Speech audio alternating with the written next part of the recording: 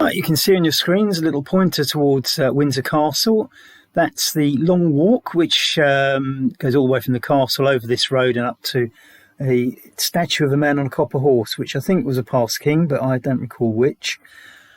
And we are going into Windsor town, so you will get a proper view of the castle as we go past it. And it is quite a popular little centre for cyclists. There's one on my wheel most of the way into Windsor who delights in just passing me on the top of the climb there. It's a very small climb anyway. So it's not exactly the most competitive climb you'd ever race up. There's 3 cyclists on the left there just to prove my point. Now, as I say, we're just coming into town, and all the green land on the right is all connected to Windsor Castle, which is a royal residence. The Queen lives there, or any incumbent monarch. On the left, you see some of the more modern flats that they built over the years that I assume command decent prices. Certainly, if you've got a view of Windsor Castle and all that grass in front of you whilst living in a town, it can't be that bad. Windsor's got a mixed up sort of population. It's got some very nice houses. It's got these trendy flats, and it still has some terraced houses from way back, Victorian times, I should think. So it's kind of mixed. And on top of that, of course, with the royal castle, it is an army garrison. There's barracks for the guardsmen who guard the castle. I should imagine it's very ceremonial work, like polishing boots and guns and making sure that their hats and uniforms look pristine so that all the tourist pictures come out nicely. In fact, we can see the building right straight ahead of us now is the Victoria Barracks, where the guardsmen reside. See it very walled there. As I say, I doubt if it's got too much in the way of weapons other than the rifles they use when they're marching up and down and guarding the Queen in her castle.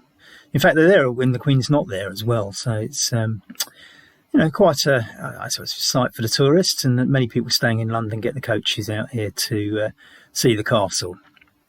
Now, this little mini roundabout always breaks the climb. Now, if you are doing the race, this is the climb. We're just on it. As you can see, it's very gentle. It's not going to hurt, and it's not even high. It's just there at the beginning. Whether or not it shakes up the peloton as we launch out of the long walk starting area, we shall see. But it is the only hill of the day. We're going to be dead flat for the rest of this ride.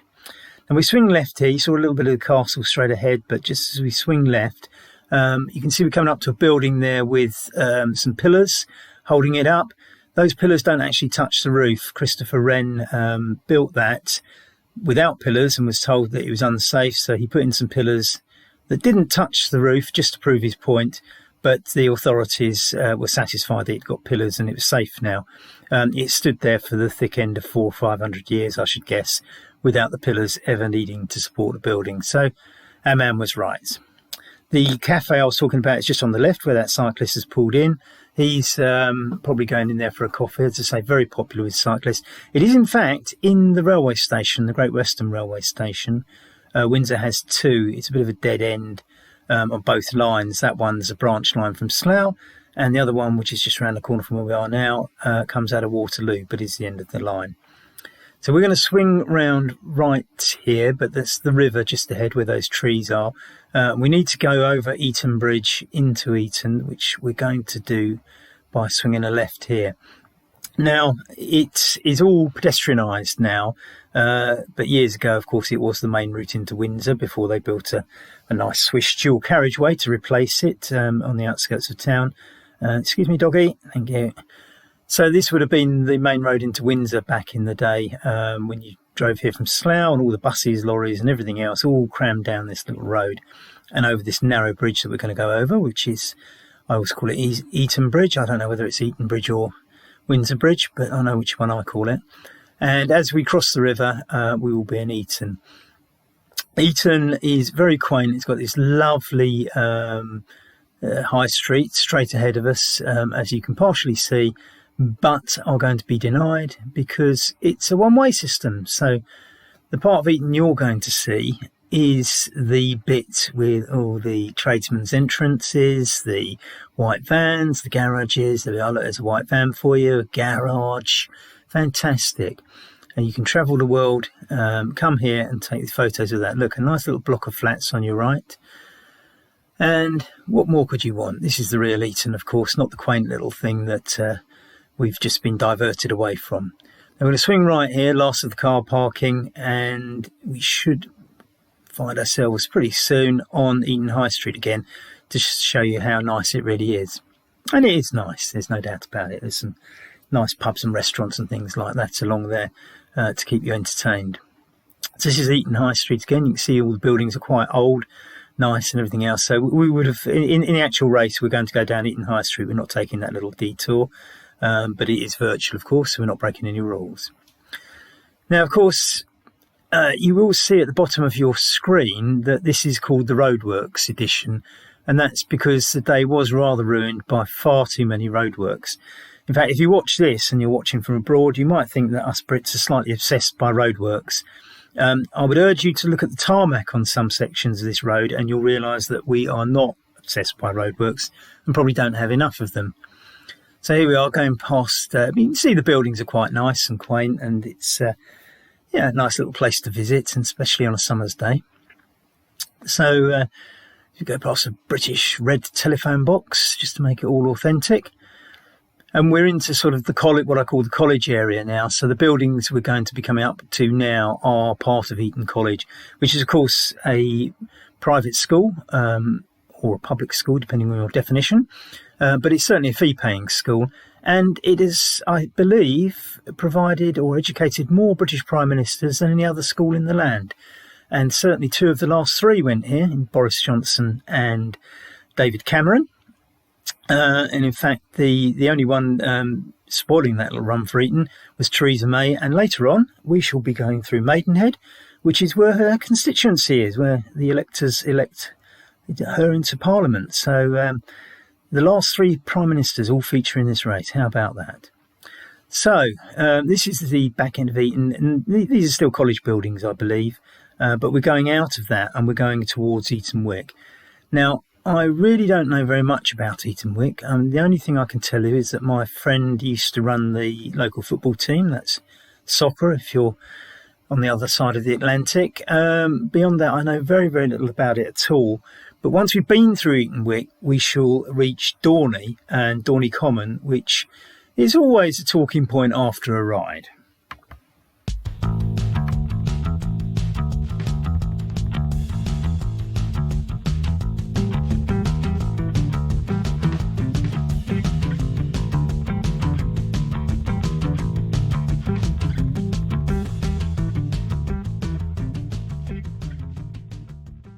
So, just passing under the railway bridge here, this is the Great Western Railway. This is a small line from Slough, just a single line. I think one train runs up and down it from Slough to Windsor. The reason Windsor isn't on the main line and Slough is because the way back when they built the railway in Victorian times, the headmaster of Eton thought that steam engines were noisy, smoky, horrible things and didn't want them in his area and blocked the railway building a line to Windsor. This all changed. In fact, this is the road we're going under here, which is replaced the road through Eton into Windsor. So this is the dual carriageway that you'd now take. So the headmaster of Eton blocked the railway ever being built.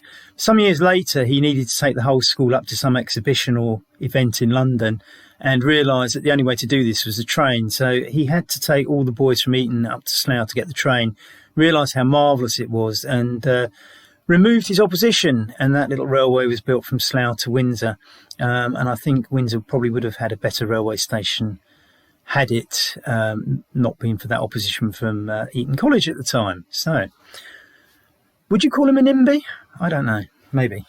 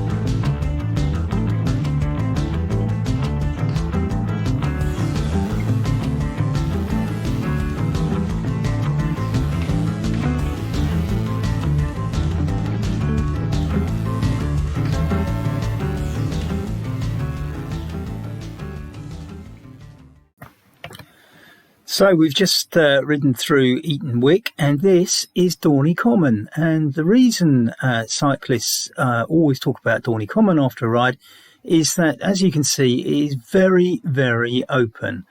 And just passing the sign here, you'll see that it says it's a 2012 Olympic venue. More of that in a moment.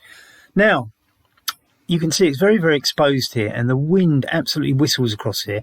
And this happened to be a very windy day, and you can't really tell from the pictures.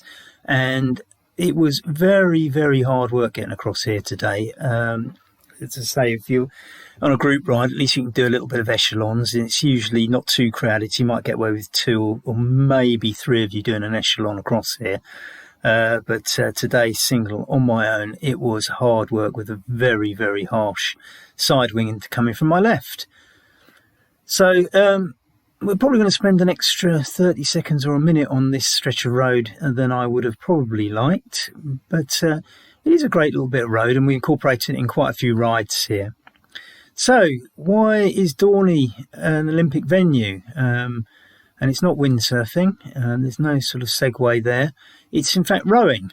And Dorney Lake, which we will be passing, is where they had all the rowing in the 2012 Olympics. And it's certainly, I think I'm not sure, I'm not a rowing expert, but I get the impression that Dorney is the kind of main centre for rowing in the UK. So if there's any rowing enthusiasts out there, they can correct me if I'm wrong. In fact, we've got one in the club. So, in fact, we've got 2 in the club, actually. So I will probably be scolded by the time the club's had a look at this video. As I say, it's quite a nice little bit of road to cycle, and it's usually quite popular. I mean, there's less cyclists on here today than usual, but yeah, it's a well-known cut-through for cyclists in the area. And as I say, it is windy and it is testing, perhaps because it's windy. That's why they're not here today, isn't it? Let's apply some logic. So we're coming towards the end of it now, and I felt when I was riding this, as soon as I got past the bushes and into those housed areas, I mean, my speed just went up a little, and it was certainly easier to cycle just out of that headwind.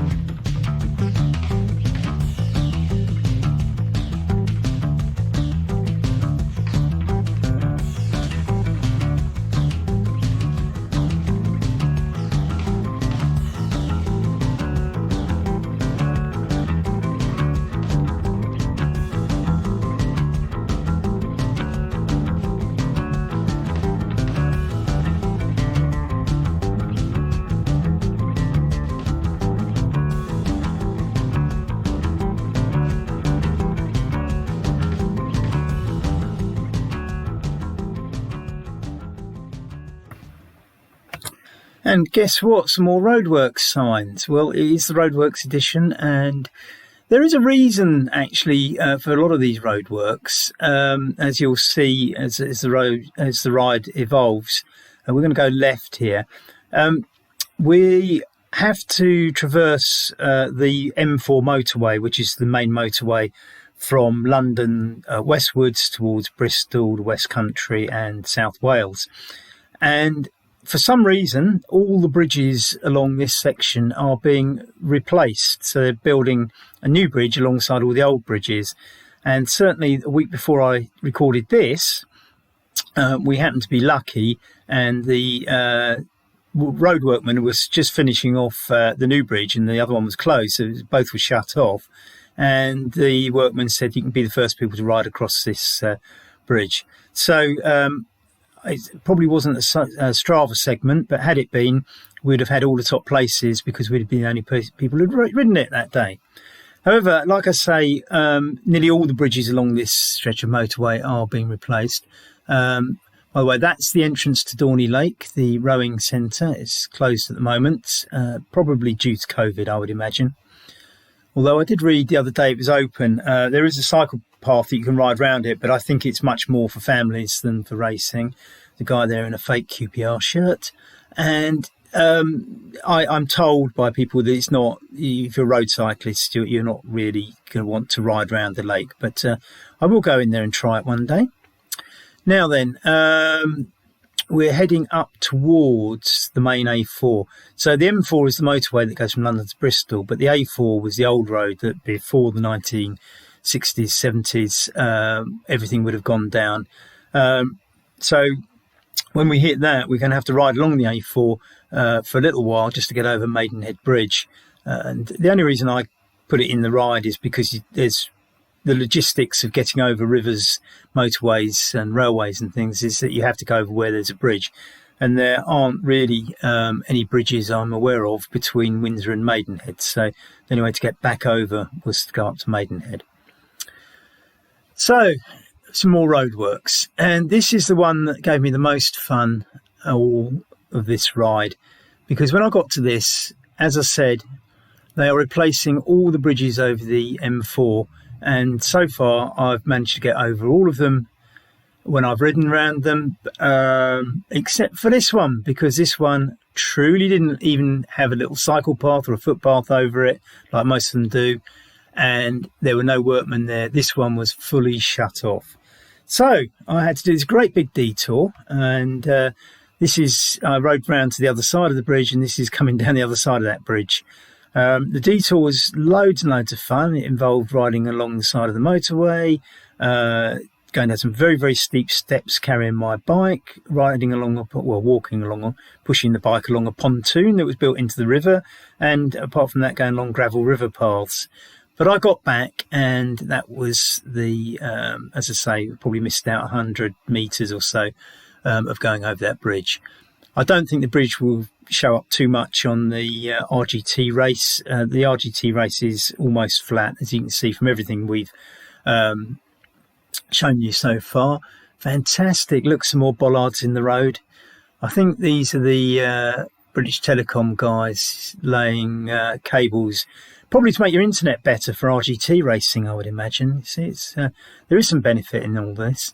You can see from the tarmac and the road surface there that there's clearly not enough roadworks in some parts of Britain. But anyway, there we go, over the motorway. No, that's not over the motorway. That must be, maybe that's a river, I didn't see.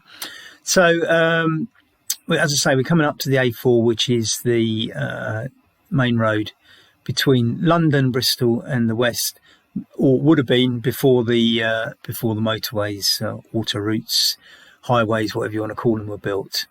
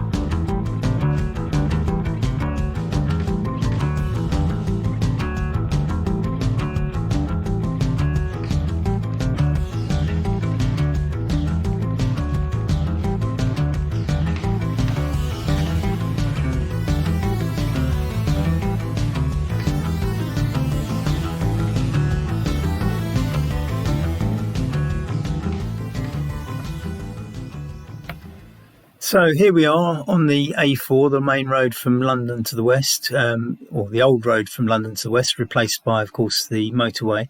And we're turning left towards Maidenhead. Now, this is Taplow, and for years and years and years, I thought this was Taplow.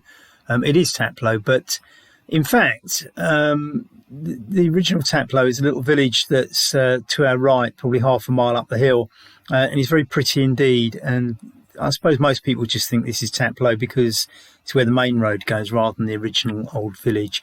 There's also Taplow House on the right, which is rather a nice grand hotel in some big grounds. Very nice it is too. So just before we go into Maidenhead, we are going to go under the railway line, which is on our right. You can see the gantries just on our right up there for the trains, and there's a train going along. It's all well planned, this, to make sure the road, we fit in with the railway timetables. And we go under the bridge here. This is, of course, the Great Western Railway, which again goes from London to the west. Everything here heads west. Everything's built along the A4, the railway, and so on and so forth, and latterly the motorway. So we go under the Great Western Railway, and although we're not quite in Maidenhead, I always think this is when you start hitting what I call Maidenhead territory. We are still strictly in Taplow, and we quite often come out here from one of the roads on our right. There's a fantastic little climb up the side of the Thames Valley, because everything here is running alongside the River Thames as well. So this is the bottom of the Thames Valley, which is why the roads are all flat, because we're just basically following the River Valley. And the whole of the race, apart from that little hill over Windsor Castle, is flat because it's following the river. But of course, rivers are in valleys, and if you go to the right, you will go up a hill up towards Burnham into Buckinghamshire. And we ride up those hills, and as I say, we will drop onto this road from those hills up there in the Chilterns and Burnham Beaches, etc. So as we pile into Maidenhead, we're going to go over Maidenhead Bridge, and this is just coming up, I should imagine. You see the white building ahead. This is a new development which I have some sort of taken away. It's a nostalgic spot, shall I say, for me. There was a nightclub there that was particularly good way along too many decades ago to reference, but anyone in jazz funk might remember it. It was a Skindle's Hotel. It's also famous, I think it was very where the upper classes used to sort of have secret affairs. Very famous for being a hotel that was very discreet, and so people had their affairs there. That was on the right, but as I say, I think it's gone. I don't know if they preserved any of it. It'd be a shame if they haven't, because it was a lovely setting along the river there. Now, we're getting held up here by some cyclists, so we can't complain, can we? Because it's our fellow cyclists holding up all this traffic queue. You can see the little yellow jersey in the left. When I say yellow jersey, perhaps it's a high-vis gilet rather than a yellow jersey in the sense of Tour de France. Right, they've all gone round to the right, up towards Cookham, which is a beautiful ride. It's one I quite enjoy doing. That's a nice little road to cycle along. Even though it's busy with it's relatively busy with traffic, it's okay to ride. And Cookham leads you to some very nice cycling areas as well. So we're still on the A4. I don't want to stay on this too long, and we're not going to go right into town because we want to turn left and go towards Bray, going under the railway again. And basically, once we pass Bray, we're going to sort of switch out towards Monkey Island, and the finish is shortly after Bray. Bray is a very well-to-do little village, and it punches well above its weight, and we shall talk about that a little bit later when we reach there. Now we're turning left in amongst all these new apartments, and Maidenhead very, very swish these days, much nicer than I recall it back in the day. As I was saying earlier, Maidenhead is Theresa May's constituency. This is where the electorate vote for Theresa May, the previous Prime Minister. But even worse than that, it is also the town that had the very first of Mike Ashley's JD Sports shops. So you can blame Maidenhead for that one. Goodness knows. Newcastle United fans still upset with him? I can't remember. But anyway, Mike Ashley started his career with a sports shop in Maidenhead.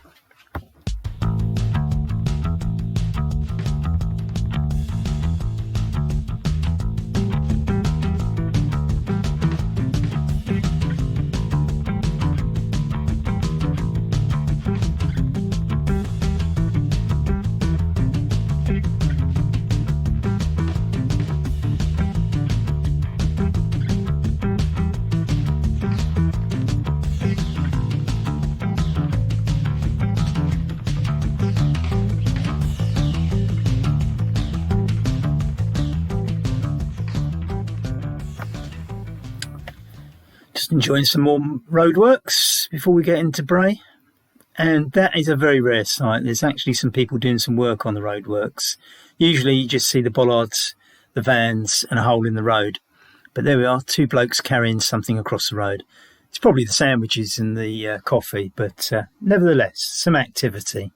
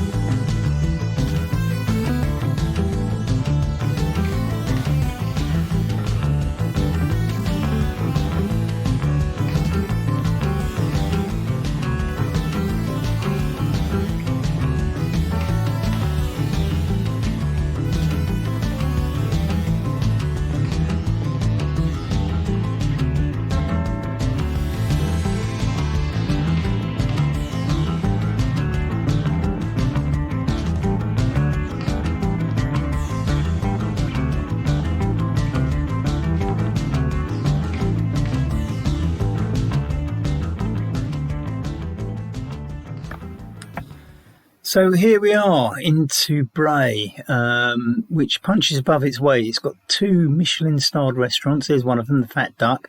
That's Heston Blumenthal's. Michel Roux has one called the Waterside as well. So small village with 2 Michelin-starred restaurants. I should have turned left there, so I missed the turning. But what we'll do, we'll take the next turning on the left and rejoin the road we should have gone. You can see a bit more of Bray that way, can't you?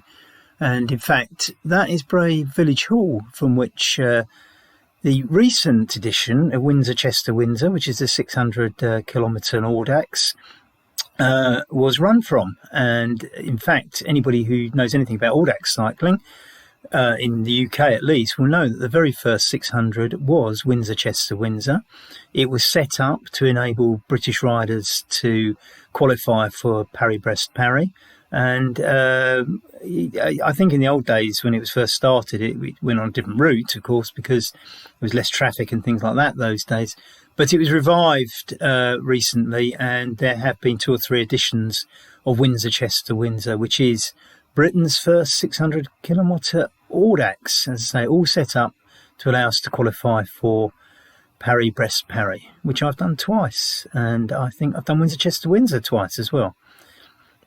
Now we're heading down towards the finish, and I have to say I'm not that familiar with this road. It's in an area around Monkey Island, which is an island in the middle of the River Thames, but we're still dead flat. It's difficult to say much for to the riders about how to plot this race when you do it virtually online, because it's just going to be flat apart from that hill at the beginning of Windsor, which is not difficult in itself.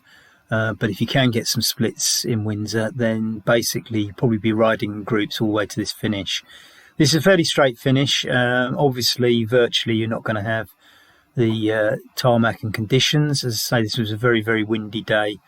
It was quite hard riding a lot of this because I didn't get much tailwind because of the direction I'd done it in. But I was treated to lots and lots of roadworks, and here is another set. In fact, this is one of these bridges that they're replacing across the motorway. So we've traversed the motorway a couple of times, and we're now going back southwards. But this one's nearly finished, and at least it's open, and some very, very smooth tarmac. You can see off to the left where the old bridge would have been that they've taken out, and this is the new bridge that we're going up with. Some very smooth tarmac. If I'd known what was coming next, I would have actually just slowed down and enjoyed this tarmac. But I didn't. I just decided to get over it and assume that I was going to get treated to some more, but not to be. Now then, let's say we come down this. So we're out of Bray now. Let's say Bray. I'm not sure whether the finish is still technically in Bray. It probably isn't, but I've called the race Windsor, Eton, Bray. That's the last main place we go through. As I say, it's got 2 Michelin stars restaurants. The Fat Duck, run by Heston Blumenthal. I've no idea how nice it is, but I will say that I went to a restaurant in Belgium where the chef had trained under him, and it was fantastic. And I will say it's the best restaurant I've ever been to. So if that's the sort of trainee that Heston Blumenthal's chucking out, I think the Fat Duck must be quite good. Anyway, we're back to the cycling. Of course, there was a Belgian connection there, and we know that in these races, the Belgians do quite well. In fact, it is, as far as I'm concerned, the #1 nation for cycling in the world. Yeah, I hope I don't insult anybody else from any other country, but no, Belgium really does have a rich heritage in cycling.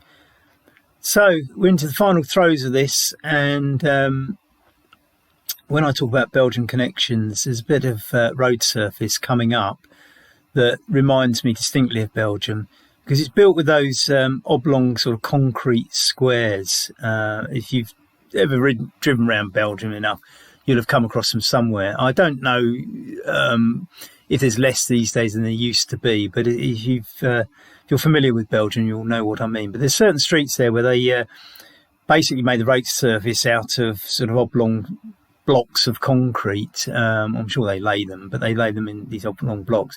And this road's exactly like that in a moment. So, you know, it kind of had that Belgian feel to it right at the end, or at least it did to me. Now, having predicted it, here it is. This is it. So you can see you can see all the little lines there with these segments laid, and of course you go over every little join. As I say, always reminds me of Belgium, something like this. But of course, you know, if you think that's bad, then you get to the next bit where they've tried to tarmac it over the top to smooth it out, but then when the tarmac's eroded, they haven't bothered repairing it. So this section now, you get rough bits of tarmac that haven't worn out, as well as the little bumps. Like I say, if you actually ride the virtual race, you're going to experience none of this. But as I say, I wouldn't have fancied sprinting to the finish over this. But near the finish we are. So thank you very much for watching. That was Windsor, Eton, Bray. I think it's quite a nice little part of Britain. It's not that scenic because it's so close to London, but it has some heritage. And you can see places like Eton High Street, Windsor Castle and Bray Village have still got some of that old English charm. Thanks for watching.